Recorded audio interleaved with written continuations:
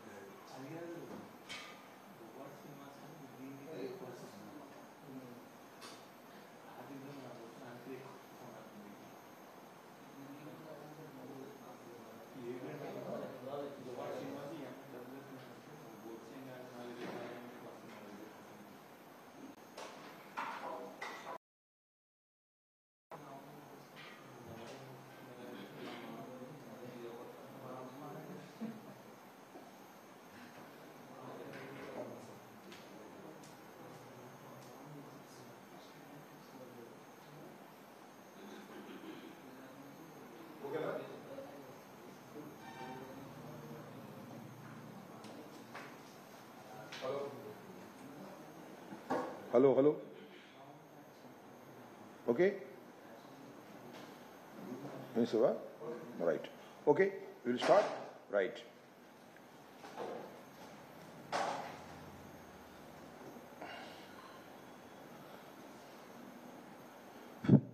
Hello. రాష్ట్రంలో చంద్రబాబు నాయుడు గారి ప్రభుత్వం, కూటమి ప్రభుత్వం అధికారంలోకి వచ్చిన తర్వాత ఒక విచిత్రమైన పరిస్థితి మనం చూస్తున్నాం. ఇలాంటి పరిస్థితులు సృష్టించడంలో చంద్రబాబు నాయుడు గారికి మాత్రమే ఇలాంటి పరిస్థితులు సృష్టించడం సాధ్యమవుతుంది. ఎందుకంటే సూపర్ 6 అని 6 హామీలు ఇచ్చి ఇంటింటికి ప్రచారం చేసి అధికారంలోకి వస్తే ఈ సూపర్ 6ని అమలు చేస్తామని చెప్పి అధికారంలోకి వచ్చిన తర్వాత ఆ సూపర్ 6ని కూడా సూపర్ చీట్గా చేసి ప్రజల్ని మోసం చేసి కాలయాపన చేసే కార్యక్రమం చేస్తున్నారు చంద్రబాబు నాయుడు గారు. సరే, తాను ఇచ్చిన హామీలను ఎగ్గొట్టారు. సరే, ఇచ్చిన హామీలను ఎగ్గొట్టడంలో చంద్రబాబు నాయుడు గారిని మించిన దిట్ట మరెవరూ లేరనేది చరిత్ర తెలిసిన వారందరికీ అర్థమవుతుంది. కానీ జగన్మోహన్ రెడ్డి గారు 5 సంవత్సరాలు ముఖ్యమంత్రిగా పనిచేసి అనేకమైన కార్యక్రమాలు, అనేకమైన విప్లవాత్మకమైనటువంటి పథకాలను ప్రవేశపెట్టి అమలు చేశారు. దేనికోసం అమలు చేశారంటే ప్రజల జీవన ప్రమాణాలు పెరగాలని, మానవ వనరులే ఈ సమాజానికి సంపదని భావించి ముఖ్యంగా విద్య, వైద్యం, వ్యవసాయం మీద, అలాగే పోర్టులు, హార్బర్ లాంటి డెవలప్మెంట్ కార్యక్రమాల మీద రాష్ట్రంలో వేల కోట్ల రూపాయలు జగన్మోహన్ రెడ్డి గారు ఖర్చు పెట్టారు. విద్య మీద, వైద్యం మీద, పోర్టుల మీద. మీ అందరికీ తెలుసు, మనకి సుదీర్ఘమైనటువంటి సీ కోస్ట్ ఉన్నది. సుమారుగా 1000 కిలోమీటర్ల సీ కోస్ట్ ఉన్నది. ఇది ఒక సహజమైనటువంటి వనరు. పోర్టులన్నింటినీ డెవలప్ చేయాలనే ఉద్దేశంతో వాటి నిర్మాణాన్ని చేపట్టినటువంటి వ్యక్తి జగన్మోహన్ రెడ్డి గారు. సరే, ఈ పోర్టుల్లో కూడా వాటా ఇవ్వడానికి చంద్రబాబు నాయుడు గారు సిద్ధంగా ఉన్నట్టున్నాడు తెలంగాణకి. తెలంగాణలో కూడా తన పార్టీని, తన ప్రభుత్వాన్ని ఏర్పాటు చేయాలని ఆంధ్ర రాష్ట్రాన్ని కూడా తెలంగాణకి ఇచ్చేయాలనేటువంటి ప్రయత్నంలో చంద్రబాబు నాయుడు గారు ఉన్నట్టుగా మనకు అర్థమవుతుంది. అది వేరే అంశం అనుకోండి.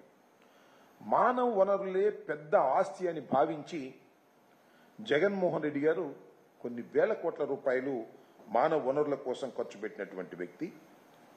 ఈ సమాజం పేదరికం నుంచి బయటపడాలని, వారి ఆర్థిక పరిస్థితులు మెరుగుపడాలని సర్వశక్తులు 5 సంవత్సరాలు ఒడ్డి జగన్మోహన్ రెడ్డి గారు అనేకమైన కార్యక్రమాలను అభివృద్ధి చేసేటటువంటి ప్రయత్నం చేశారు.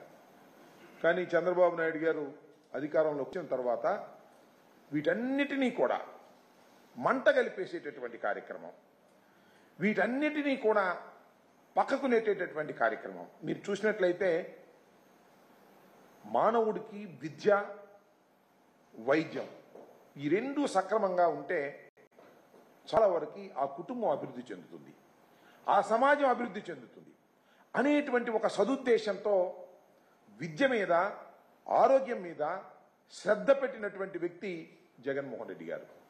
మీకు తెలుసు, విద్యలో నాడు నేడు కార్యక్రమాన్ని పెట్టి మొత్తం రాష్ట్రంలో ఉన్నటువంటి విద్యాలయాలన్నిటినీ కూడా బాగు చేసే కార్యక్రమం చేశారు. నిజంగా జగన్మోహన్ రెడ్డి గారు అధికారంలోకి రాకముందు పాఠశాలలన్నీ కూడా శిథిలావస్థకు వెళ్లిపోయాయి. ప్రైవేటు కాలేజీలు దోచుకునేటటువంటి పరిస్థితికి వచ్చారు ప్రైవేటు పాఠశాలలు.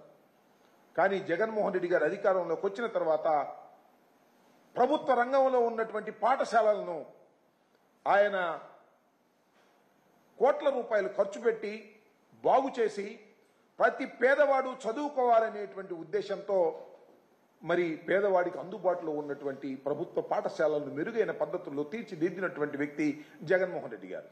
అంతేకాదు, విద్యకు సంబంధించి ప్రతివాడు చదువుకోవాలనేటువంటి ఉద్దేశంతో, ప్రతి వారు విద్యను అభ్యసిస్తేనే వారు పెద్దవారైన తర్వాత సంపాదన చేసుకోగలుగుతారు, సమాజం బాగుపడుతుందని భావించి అనేకమైన పథకాలు, ఫీజు రీఎంబర్స్మెంట్ కానివ్వండి, తల్లులు పిల్లల్ని బడికి పంపించాలనే ఉద్దేశంతో అమ్మఒడి తీసుకొచ్చారు. దాన్ని కాపీ కొట్టాడు చంద్రబాబు నాయుడు గారు. కాపీ కొట్టి తల్లికి వందనం అన్నాడు. అమ్మఒడి బాయే, తల్లికి వందనం జియో ఇచ్చారు. MS-29 జియో నెంబర్ MS-29 అమలు లేదు. అదేమంటే మీనమేషాలు లెక్కేస్తున్నారు. ఎప్పుడు దాన్ని మళ్ళా ప్రారంభిస్తారో తెలియనటువంటి ఒక క్రియేట్ చేశారు, ఒక అస్పష్టతను క్రియేట్ చేశారు విద్యాశాఖ మంత్రి గారు కూడా. అదేమంటే నెక్స్ట్ ఇయర్ నుంచి చేస్తామనేటువంటి మాట మాట్లాడుతున్నారు. దానితో పాటుగా విద్యా దీవెన, వసతి దీవెన, పౌష్టికాహారం ఉండాలనే ఉద్దేశంతో పిల్లలకి గోరుముద్ద, ఇలాంటి అనేకమైనటువంటి కార్యక్రమాలను ఆయన విద్యలో మార్పులు తీసుకొచ్చి ప్రతి వాడు చదువుకోవాలని భావించి చిత్తశుద్ధిగా ఆయన పనిచేసినటువంటి కార్యక్రమం. వాడన్నిటికీ తిరోధకాలు ఇచ్చేటటువంటి కార్యక్రమం చంద్రబాబు నాయుడు గారు చేస్తున్నారు. ఇప్పుడు 2 మాసాలు నిండి 3వ మాసంలో ప్రవేశించేసరికే అన్ని మూలన పడేసేటటువంటి కార్యక్రమం చేస్తున్నారు. ఇంకా వైద్య రంగంలో అయితే మీ అందరికీ తెలుసు, కానీ విని ఎరుగని మార్పులు తీసుకొచ్చినటువంటి ఘనత జగన్మోహన్ రెడ్డి గారిది. వైద్యం ప్రతి వాడికి అందితే వాడి ఖర్చు తగ్గుతుంది.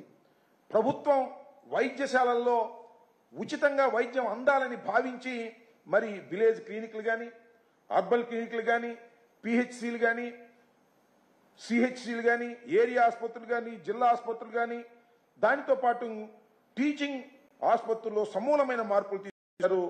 సూపర్ స్పెషాలిటీ ఆసుపత్రులు ఏర్పాటు చేశారు. ఇంకా 17 కొత్త మెడికల్ కాలేజీలు ఏర్పాటు చేసి పనులు మొదలుపెట్టారు. దానిలో 5 అయితే పూర్తి చేశారు.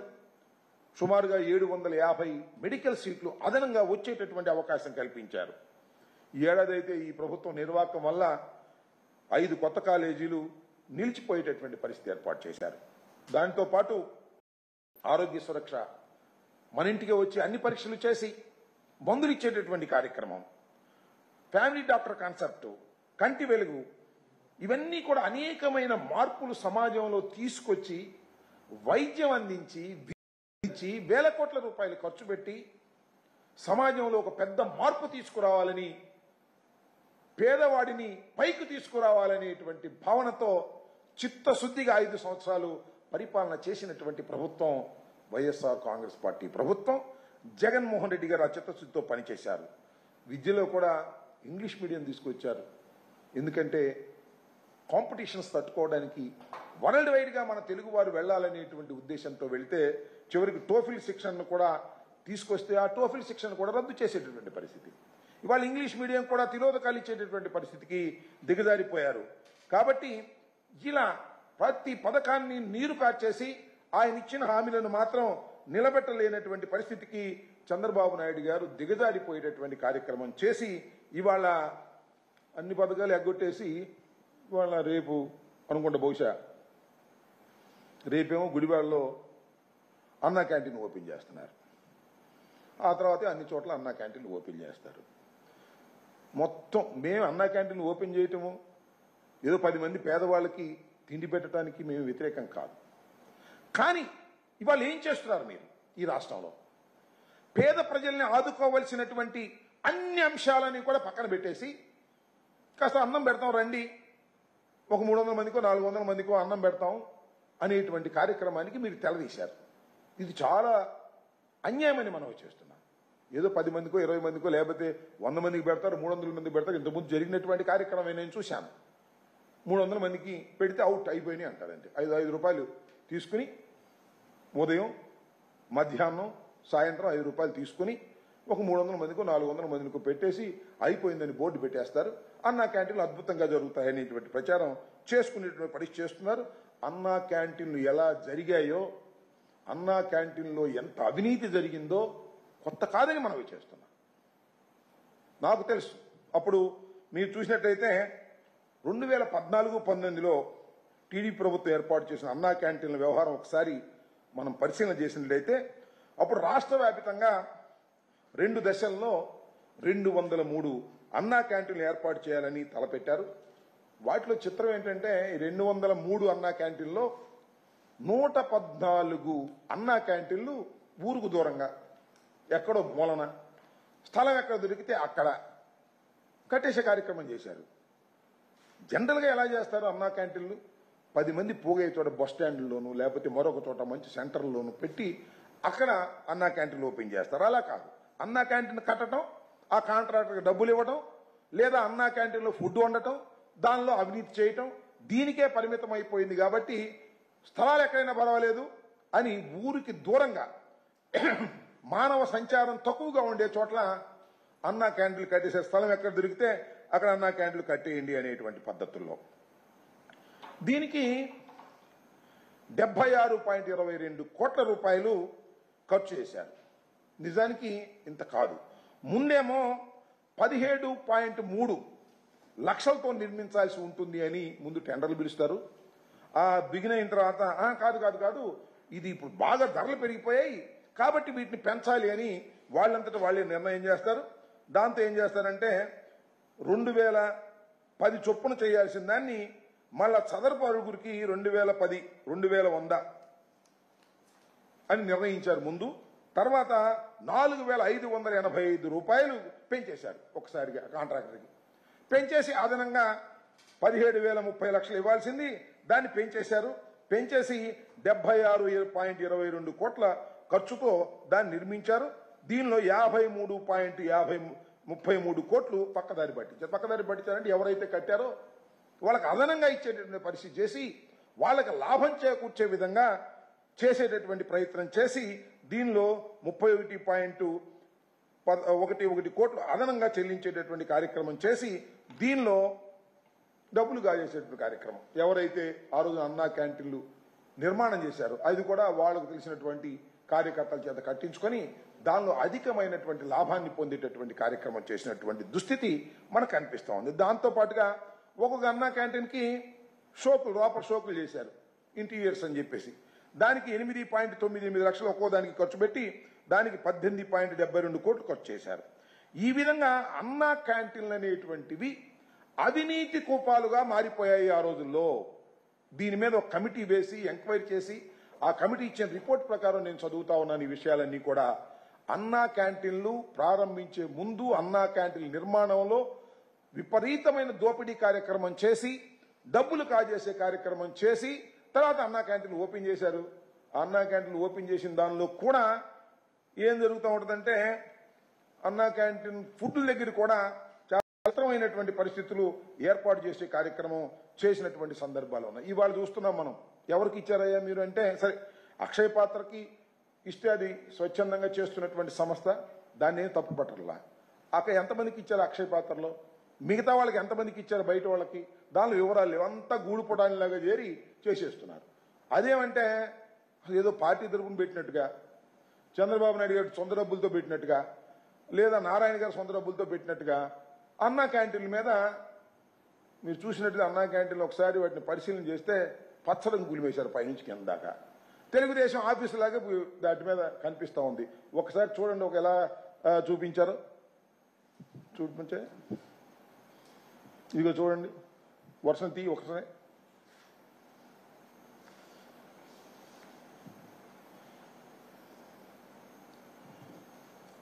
వర్షాన్ని అన్ని జిల్లాలు మన దగ్గర ఉన్న సమాచారం మేరకు అన్నిటికీ పచ్చరంగు పులిమేశారు. అన్నా క్యాంటీన్ అన్నారు, పచ్చరంగు వేసారు.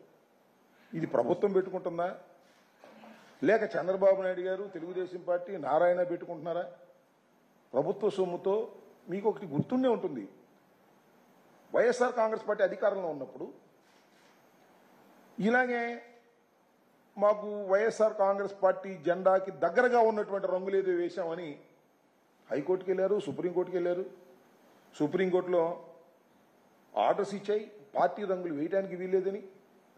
వైకాపా రంగులు వేయడం దారుణం. ఇది చంద్రబాబు నాయుడు గారు మరి ఇప్పుడు అచ్చెన్నాయుడు గారు ఇచ్చినటువంటి స్టేట్మెంట్. వైకాపా రంగులు వేయటం దారుణమే, మరి తెలుగుదేశం రంగులు వేయటం బ్రహ్మాండమా? మీరు అధికారంలోకి వస్తే మేము దగ్గరగా ఉన్న రంగులు వేసామని చెప్పేసి గందరగోళం చేశారు. వాళ్ళ పచ్చరంగు పులిమేసి భయంకరంగా ఇది తెలుగుదేశం ఆఫీసులాగా కనిపిస్తూ ఉన్నాయి.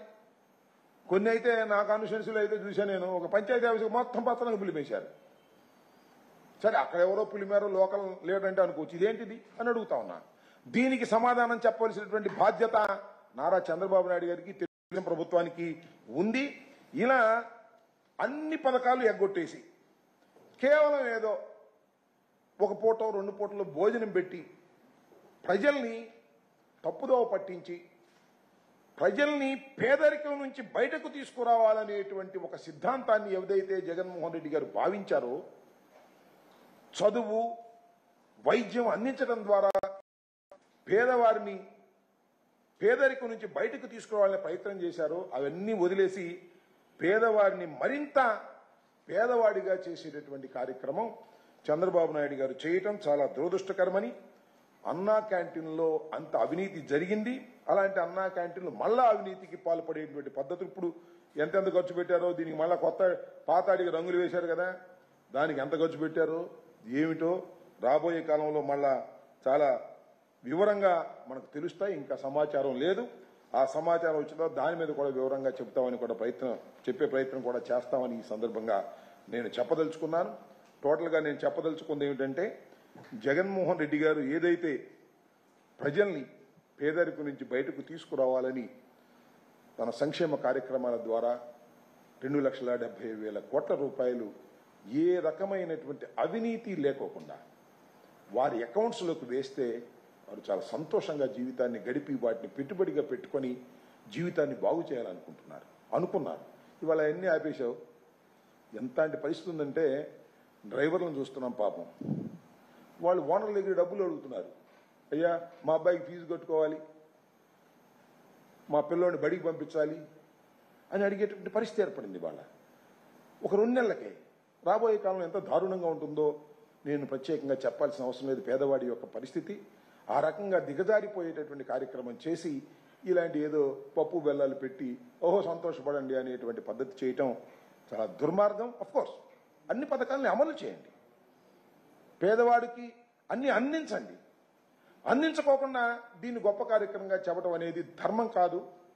10 మందికి అన్నం పెట్టడం మంచి పెట్టుకోండి, అభ్యంతరం లేదు. కానీ అన్ని ఆపేసి ఈ కార్యక్రమం చేయటాన్ని సరైనటువంటి విధానం కాదని ఈ సందర్భంగా నేను చెప్పదలుచుకున్నాను. ఇంకా రెండోది ఏంటంటే, ఉత్తరాంధ్ర సంబంధించి ఎమ్మెల్సీ ఎన్నికలు నోటిఫికేషన్ జరిగింది. నిన్నటితో నామినేషన్స్ ప్రక్రియ పూర్తయింది. దానిలో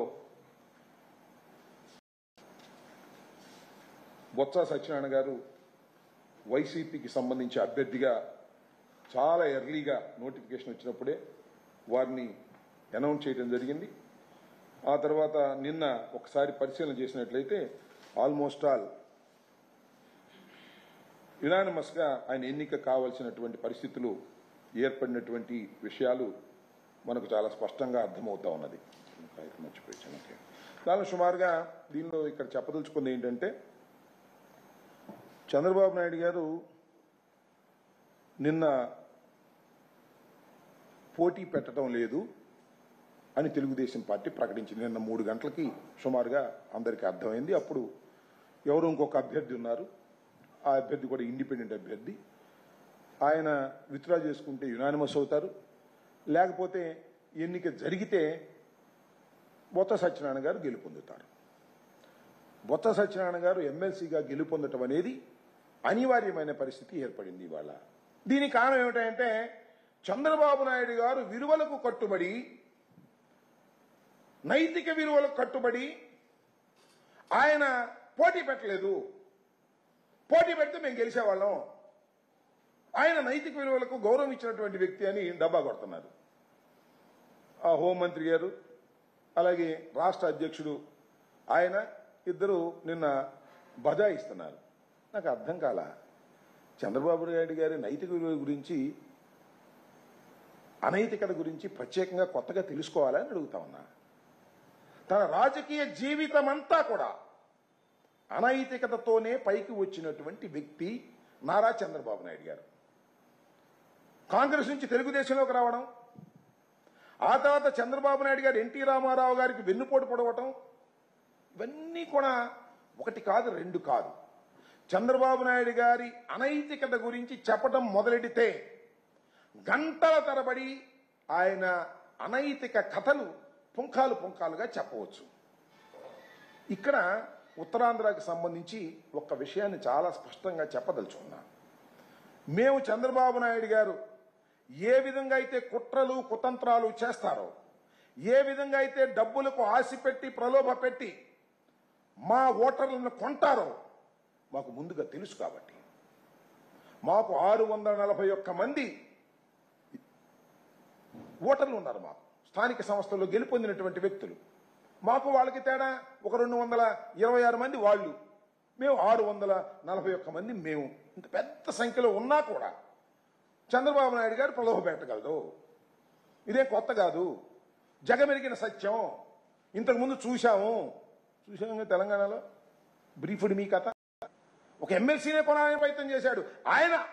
నైతికతతో ఇవాళ మాకు వదిలేశాడట, అనైతికతకు పాల్పడకూడదట అనేటువంటి మాటలు చెప్పి డబ్బా కొట్టుకునే కార్యక్రమం చేస్తున్నారు ఇవాళ దురదృష్టవశాత్తు. నేను మనవి చేస్తున్నా, మొట్టమొదటిగానే జగన్మోహన్ రెడ్డి గారు ఉత్తరాంధ్రకు సంబంధించిన రాజకీయ నాయకులందరినీ పిలిచి మాట్లాడి ఏకగ్రీవంగా బొత్స సత్యనారాయణ గారిని ముందుగా నిర్ణయించి, మీ అందరికీ తెలుసు, చాలా మంది చూస్తుంటారు, కోడి పిల్లల్ని గద్దెత్తుకుపోతా ఉంటది. పాపం ఆ కోడి ఆ రెక్కల కింద పిల్లల్ని కాపాడుకుంటూ ఉంటుంది. మేము కూడా అదే విధంగా నోటిఫికేషన్ వచ్చిన దగ్గర నుంచి బొత్స సత్యనారాయణ గారి అభ్యర్థిత్వం ఖరారైన దగ్గర నుంచి జగన్మోహన్ రెడ్డి గారు అందరినీ జెడ్పీటీసీని, ఎంపీటీసీని నియోజకవర్గాల వారీగా ఇక్కడ వారందరికీ కూడా చెప్పి మన అభ్యర్థిగా బొత్స సత్యనారాయణ గారు నిలబడబోతున్నాడు, ఆయన గెలిపించే బాధ్యత మీది అని వారిని సంరక్షించుకున్నాం. గద్ద నుంచి కోడి పిల్లల్ని ఏ విధంగా కాపాడుకోవాలో ఆ విధంగా కాపాడుకున్నాం. చంద్రబాబు నాయుడు గారు ప్రయత్నం చేశారు. నిజంగా ఆయనకు నైతికతే తెలిసి ఉంటే నోటిఫికేషన్ వచ్చినప్పుడే నెంబర్స్ తెలుసు కదా. ఆ నోటిఫికేషన్ వచ్చిన మరుసటి రోజునే మేము పోటీ చేయట్లేదని చెప్పొచ్చు కదా. అప్పుడు చెప్పలా. ఒక కమిటీ వేశాడు, అందరిని పిలిచాడు, మాట్లాడాడు, మాలో ఉన్న వాళ్ళకి కూడా ఫోన్లు చేశాడు. 2 లక్షలు ఇస్తాం, 3 లక్షలు ఇస్తాం అని చెప్పి ప్రలోభ పెట్టారు.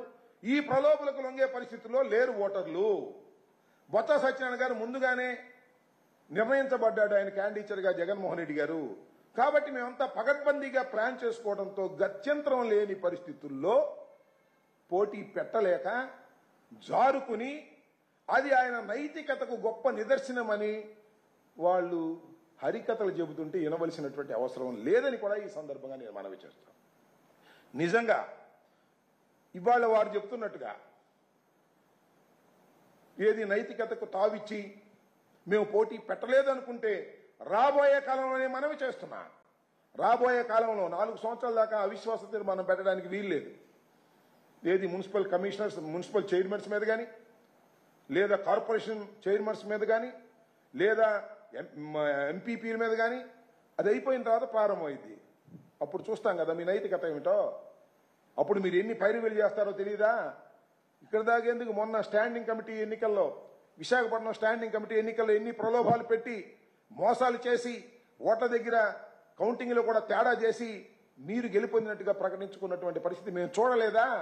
మీరా ఇవాళ నైతికత గురించి మాట్లాడేది అనేది ఇక్కడ నేను ప్రశ్నించదలుచుకున్నాను. ఇలాంటి నైతికత గురించి ఎవరైనా ఈ రాష్ట్రంలో మాట్లాడొచ్చు, ఎవరైనా ఈ దేశంలో మాట్లాడొచ్చు, కానీ చంద్రబాబు నాయుడు లాంటి రాజకీయవేత్త నైతికత గురించి, నీతి గురించి మాట్లాడితే చాలా దుర్మార్గంగా ఉంటుంది.